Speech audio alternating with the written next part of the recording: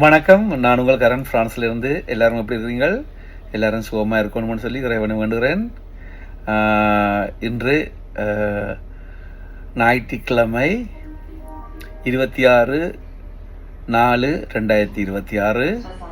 எல்லாருக்கும் எல்லா வளங்களும் நலங்களும் கிடைக்கணும். நேற்றொரு விடுகதை கேட்டிருந்தேன். அந்த விடுகதைக்கான பதிலை பார்த்துவிட்டு இன்றைக்கான விடுகதை போவோம். கிட்டத்தட்ட எல்லாரும் சரியான விட கூடியிருக்கிறீர்கள்.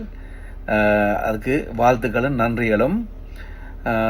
நான் கேட்டிருந்தேன், நூல் பின்னும் நெசவாளிக்கு உடுக்க துணி இல்லை. அது என்ன, அது யாருன்னு கேட்டிருந்தேன். சரியான விடை சிலந்தி விலைதான சிலந்தி. கொஞ்சம் பேர் பட்டுப்பூச்சி போட்டிருந்த நீங்கள்.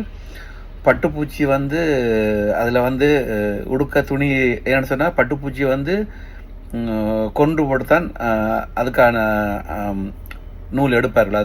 அதை நெய்கிறது பட்டுப்பூச்சியை கொன்று விட்டு தான் எடுக்கிறது. ஆனால் நான் கேட்டது நூல் பின்னும் நெசவாளிக்கு உடுக்க துணி இல்லை. சரியான விடை சிலந்தி.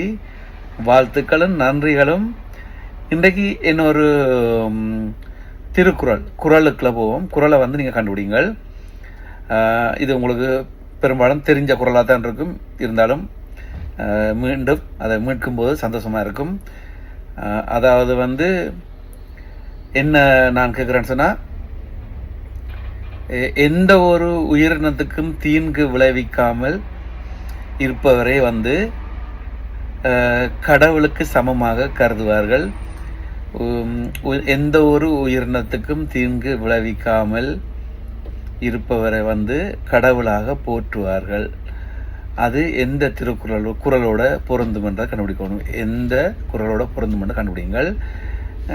எந்த உயிரினத்துக்கு தீங்கு விளைவிக்காமல் அதை சாப்பிடாமல் இருப்பவர்களை, அந்த உயிரினங்களை கடவுளாக கும்பிடுவோம். சரியா? அதை என்னென்னு கண்டுபிடிங்கள். தொடர்ந்து இணைந்திருங்கள்.